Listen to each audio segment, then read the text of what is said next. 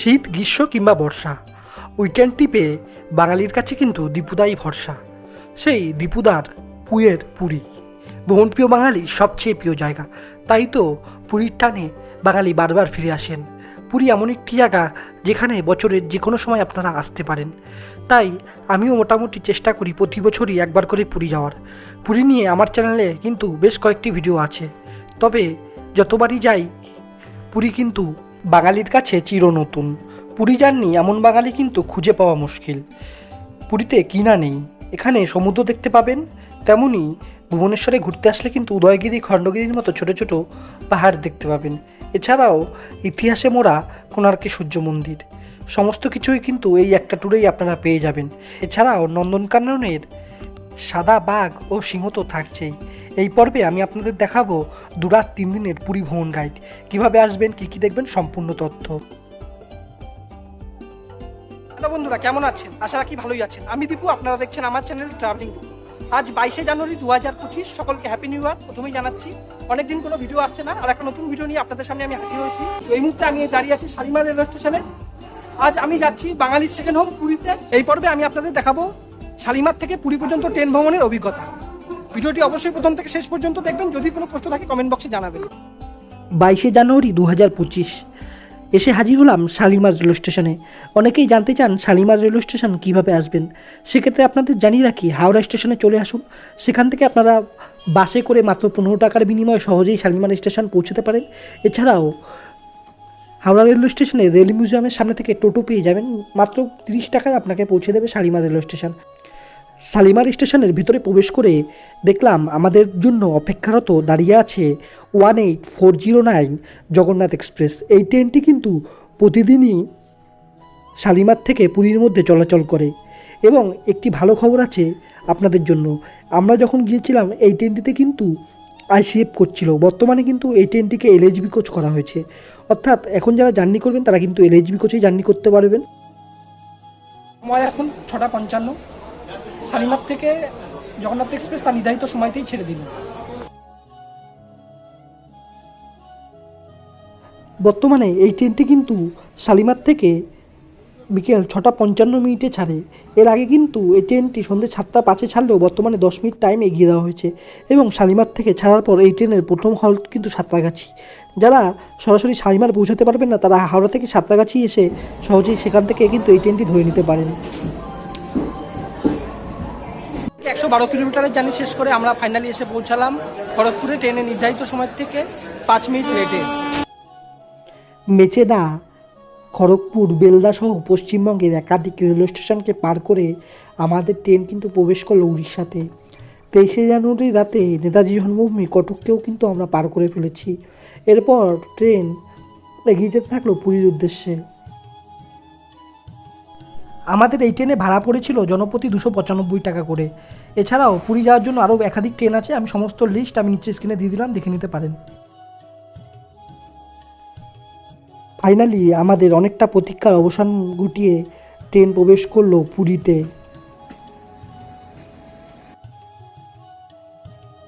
শালিমার থেকে 497 kilometre journey শেষ করে আমরা ফাইনালি চলে আসলাম পুরীতে। ট্রেনের নির্ধারিত সময় থেকে প্রায় 30 মিনিট লেটে।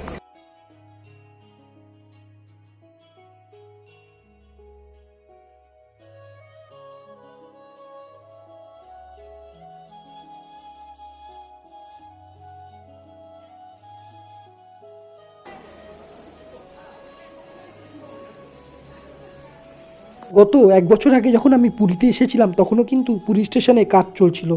বর্তমানে এসে দেখলাম কিন্তু সেই কাজ এখনও চলছে। স্টেশনের বাইরে বেরিয়ে এসেই দেখলাম অটো টোটোর অসংখ্য ভিড়। আপনারা স্বর্গদ্বার যাওয়ার জন্য আপনারা একটি টোটো বা অটো রিজার্ভ করে নিতে পারেন, ভাড়া পড়বে 150 থেকে 200 টাকা। আমরা যেহেতু দুজন ছিলাম তাই 30 টাকা করে জনপ্রতি দিয়ে শেয়ারিং অটোতে উঠে পড়লাম স্বর্গদ্বার যাওয়ার উদ্দেশ্যে।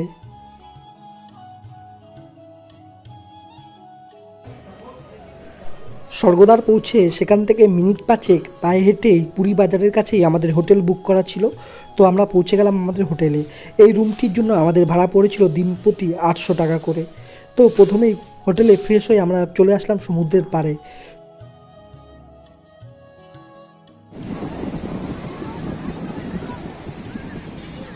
পুরীর সমুদ্র এমন একটি জায়গা যেখানে আপনারা এসে স্নান করলে আপনাদের সমস্ত ক্লান্তি কিন্তু দূর হয়ে যাবে।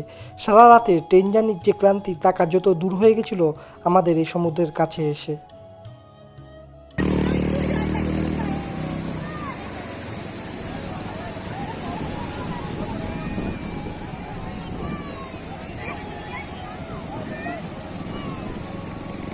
স্নান সেরে হোটেলে ফিরে দুপুরের লাঞ্চটা সেরে নিলাম একটি রেস্তোরাঁ থেকে। এখানে মোটামুটি খেতে আপনাদের 100 থেকে 150 টাকা খরচ হতে পারে। এরপর হোটেলে সামান্য বিশ্রাম করে আমরা চলে আসলাম লাইট হাউসে। স্বর্গদ্বার থেকে মাত্র 10 টাকার বিনিময়ে শেয়ারিং টোটোতে আমরা চলে আসলাম লাইট হাউস। এর প্রবেশ মূল্য কিন্তু মাত্র 10 টাকা এবং এটি বিকেল 4টে থেকে বিকেল 5টা পর্যন্ত খোলা থাকে। বেশ কিছু না চড়াই ভেঙে আপনাদের উপরে আসতে হবে। উপরে এসে যে ভিউটা পাবেন তা আপনারা দেখতেই পাচ্ছেন, একদম পাখির চোখে ড্রোন ভিউ পাবেন এই লাইট হাউসের ওপর থেকে।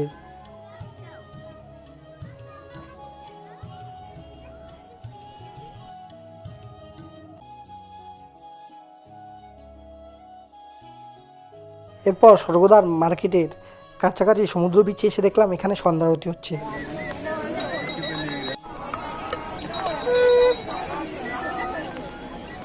সন্ধ্যা আরতি দেখার পর সমুদ্র তীরে বেশ কিছুক্ষণ হাঁটাহাঁটি করলাম।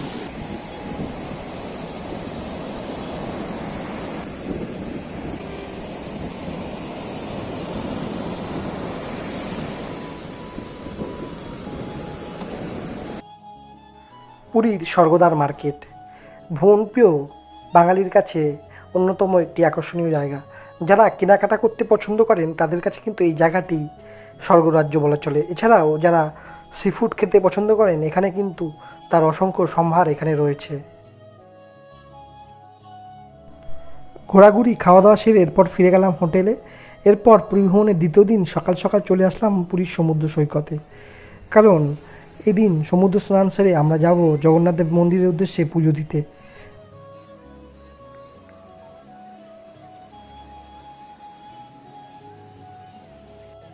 স্বর্গদ্বার মোড় থেকে পায়ে হেঁটে মিনিট 15-এর মধ্যেই আমরা চলে এসেছি কিন্তু জগন্নাথ দেবের মন্দিরে।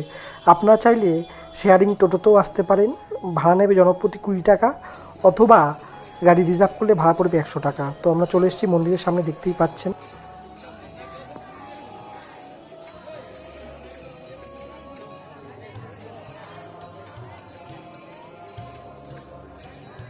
তো চলুন আমরা এখন যাই জগন্নাথ দেবের মন্দিরে। আমরা চলে এসেছি মন্দিরের সামনে, এখন বাজে সকাল 10টা।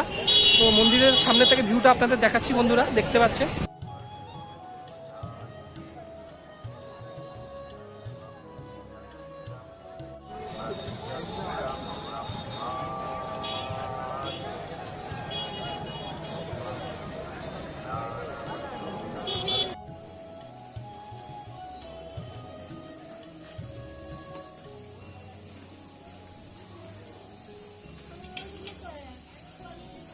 মন্দিরে কিন্তু মোবাইল সহ কোনো ইলেকট্রনিক ডিভাইস নিয়ে আপনি প্রবেশ করতে পারবেন না। এছাড়াও জুতো ও লাগেজ রাখার জন্য আপনারা সরকারি ফ্রি কাউন্টার পেয়ে যাবেন, যেখানে আপনি মোবাইল ব্যাগ সমস্ত কিছুই বিনামূল্যেই রাখতে পারেন।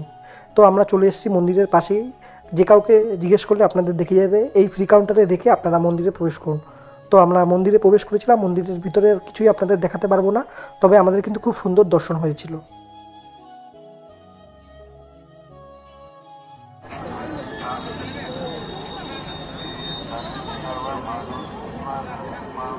এখন বাজে সময় সকাল 11টা। আমরা এসেছিলাম মন্দিরে পুজো দিতে, 1 ঘন্টাখানেকের মধ্যেই আমরা পুজো দিয়ে দিলাম। মন্দিরে বেশ ভালোই দর্শন হয়েছে। এরপর মন্দিরের সামনে থেকেই একটি অটো ধরে আমরা চলে আসলাম জগন্নাথ দেবের মাসির বাড়ি। রথযাত্রার সময় কিন্তু জগন্নাথ দেব তার এই মাসির বাড়িতে এসেই 7 দিন থাকেন। তো বর্তমানে কিন্তু এটি বন্ধ রয়েছে, একমাত্র রথযাত্রার সময় খোলা থাকে, বাকি সারা বছর কিন্তু বন্ধ থাকে। এরপর মাসির বাড়ি দর্শন সেরে আমরা চলে আসলাম জগন্নাথ দেবের পিসির বাড়ি, যেটিকে নরেন্দ্র পুষ্করিণী বলা হয়। নির্দিষ্ট একটি 10 টাকার বিনিময়ে টিকিট কেটে আপনাকে এর ভিতরে প্রবেশ করতে হবে এবং পিসির বাড়ি দর্শন সেরে আমরা চলে আসলাম আমাদের হোটেলে। মন্দিরে পুজো দিয়ে আপনারা পুরীর মন্দিরের ভিতরেরই আনন্দবাজার থেকে জগন্নাথ দেবের মহাভোগ আপনারা কিন্তু অবশ্যই নিতে পারেন। পুরীতে 2 রাত 3 দিনে যারা ট্যুর করতে চান তারা কিন্তু কেনাকাটা কিন্তু আপনারা পুরী ভ্রমণের দ্বিতীয় দিনই শেষ করে নেবেন, কারণ তৃতীয় দিন আমরা সকাল সকাল হোটেল চেক আউট করবো। চেক আউট করে চলে এসেছি, দেখতেই পাচ্ছেন চক্রতীর্থ রোডে যেখান থেকে পুরী ভ্রমণের সাইটসিনের বাসগুলি ছাড়ে। সকাল সকাল আপনারা হোটেলে চেক আউট করে ব্যাগপত্র নিয়ে চলে আসুন এখানে চক্রতীর্থ রোডে। আমি চলে এসেছি, দেখতেই পাচ্ছেন। এবং যে কোনো ট্রাভেল এজেন্টের মাধ্যমে আপনারা এখানে এসে বুকিং করতে পারেন অথবা সরাসরি এসেও বুক করতে পারেন। পুরী ভ্রমণের আজকে আমাদের হচ্ছে তৃতীয় দিন। তো সকাল সকাল আমরা সাইটসিনে বেরিয়ে পড়েছি। আপনারা জানেন একটা প্যাকেজ ট্যুর হয়, আমরা এসি বাসে করে ট্যুর করছি, যার জন্য আমাদের 300 টাকা করে ভাড়া পড়েছে। এই এসি বাসের ভাড়া আমাদের পড়েছিল 300 টাকা। মোটামুটি 300 থেকে 350 টাকার মধ্যে এসি বাস এবং নন এসি বাসে ভাড়া হয়ে থাকে 200 থেকে 250 টাকার মধ্যে। একটু দরদাম করে নেবেন। এছাড়াও সাইটসিনের যে টিকিট খরচা সেটি কিন্তু আলাদা। আমাদের কাছ থেকে 180 টাকা করে নেওয়া হয়েছিল টিকিটের বাবদ, যার মধ্যে গাইড চার্জও ধরে নেওয়া থাকে। পুরীর চক্রতীর্থ রোড থেকে বাস ছাড়ার পর প্রায় ঘন্টাখানেক আসার পর আমরা চলে আসলাম চন্দ্রভাগা বিচে। সামনে দেখতে পাচ্ছেন। গুড মর্নিং বন্ধুরা, আজ প্রথমেই আমরা চলে এসেছি চন্দ্রভাগা বিচে। আপনাদের দেখিয়ে দিই চন্দ্রভাগা বিচটা।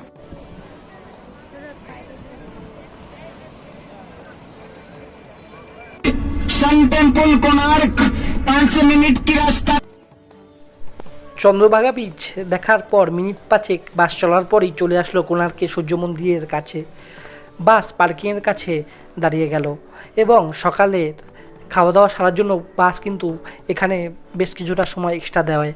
তো কোণার্কের সূর্য মন্দিরে আমরা চলে আসলাম। সামনে দেখতে পাচ্ছেন, দূর থেকে দেখা যাচ্ছে এবং দূর থেকে এটিকে কালো রঙের লাগে বলে একে কিন্তু ব্ল্যাক প্যাগোডাও বলা হয়। কোণার্কের সূর্য মন্দিরের সম্পূর্ণ কাহিনীর উপর একটি আলাদা ভিডিও আমার চ্যানেলে আছে, আমি নিচে ডেসক্রিপশন বক্সে লিঙ্ক দিয়ে দিলাম, চাইলে দেখে নিতে পারেন।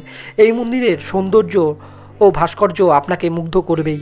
ভারতের নতুন 10 টাকার নোটেও কিন্তু এই মন্দিরের যে রথের চাকা, সেই চাকার ছবি আপনারা দেখতে পাবেন এবং সাথে কিন্তু আপনাদের গাইডও থাকবে এবং গাইডও কিন্তু আপনাদের এই মন্দির সম্পর্কে নানা রকম তথ্য দিয়ে আপনাদের জানাবে। अकॉर्डिंग टू द रिलीजन वार उन्होंने हरने का बाद में एरिया छोड़ दिया था और इसीलिए इनका नीचे मोटा हाथी का सिंबल खुदे का और ऊपर में शेर और रजिस्टर्ड हिंदू संस्कृति रहेगा तो सा कितना कितना में 40 करोड़ कौड़ी और कितना कितना में 36 करोड़।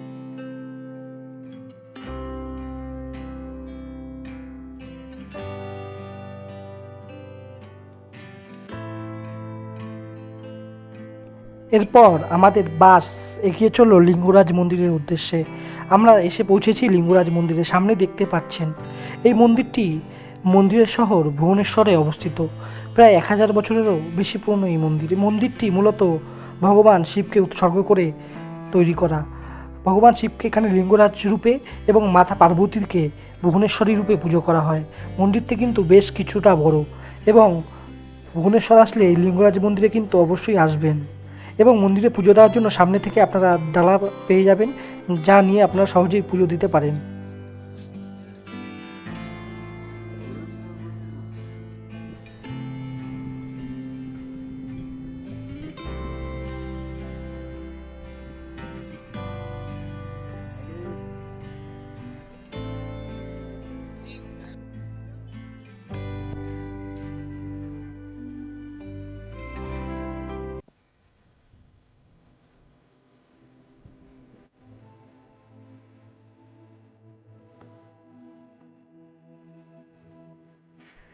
সাইটসিনের অন্যতম দুটি গুরুত্বপূর্ণ পয়েন্ট হচ্ছে উদয়গিরি ও খণ্ডগিরি। এই দুটি ছোট ছোট পাহাড়, যেগুলি ভুবনেশ্বর শহর থেকে মাত্র 3 কিলোমিটার দূরে অবস্থিত এবং এই দুটি পাহাড়েই কিন্তু বিভিন্ন জৈন সাধকরা তপস্যা করতেন। একটিতে সম্পূর্ণ জৈন মন্দির রয়েছে এবং অন্যগুলিতে বিভিন্ন গুহা রয়েছেন, যেখানে জৈন সাধকরা তপস্যা করতেন বলে মনে করা হয়। আপনারা কিন্তু পুরীর সাইটসিনে এই উদয়গিরি খণ্ডগিরিতে অবশ্যই আসবেন।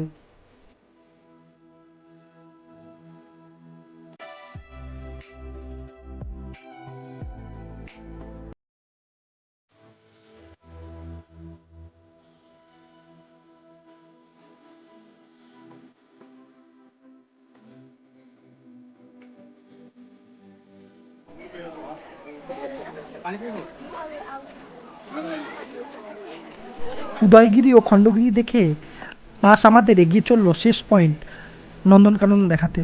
आमने सामने देखना चाहते हैं या नहीं? जरा मेरा जानकारी को खास करके सारे मेंबर ध्यान दीजिए।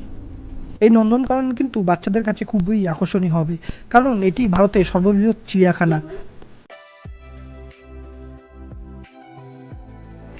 এর প্রবেশ মূল্য হচ্ছে জনপ্রতি 50 টাকা করে। যারা সাফারি করতে চান সেক্ষেত্রে কিন্তু সাফারি খরচটা আলাদা।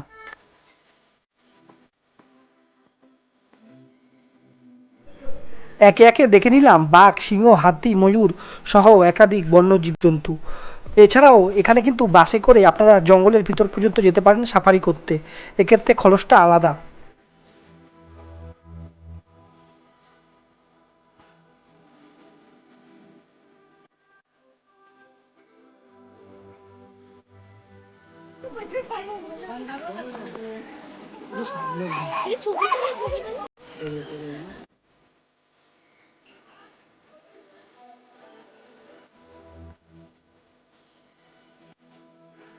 সাইট সিন সম্পূর্ণ শেষ করে আমরা এখন এগিয়ে চললাম পুরীর উদ্দেশ্যে, কারণ আমাদের ট্রেনটি ছিল পুরীর উদ্দেশ্যে।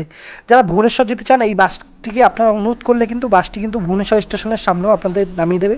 এছাড়া পুরী স্টেশন এবং পুরী মন্দির হয়ে বাসটি যেখানে ছিল সেখানে পৌঁছায়। আমরা মন্দিরের সামনে নেমে গিয়েছিলাম কারণ মন্দিরটি আরেকবার বাইরে থেকে দর্শন করার জন্য। সামনে দেখতে পাচ্ছেন জগন্নাথ দেবের সেই মন্দিরটি আরেকবার দেখে নিলাম। এরপর জগন্নাথ দেবের দর্শন বাইরে থেকেই সেরে আমরা এগিয়ে চললাম স্টেশনের উদ্দেশ্যে, কারণ আমাদের ফেরার ট্রেন ছিল জগন্নাথ এক্সপ্রেস। তো এইভাবেই আমরা 2 রাত 3 দিনে পুরী ভ্রমণ শেষ করেছিলাম। ভিডিওটি কেমন লাগলো কমেন্ট করে অবশ্যই জানাবেন। যদি ভালো লাগে বন্ধুদের মাঝে শেয়ার করতে ভুলবেন না। ধন্যবাদ। সাবস্ক্রাইব করে পাশে থাকুন।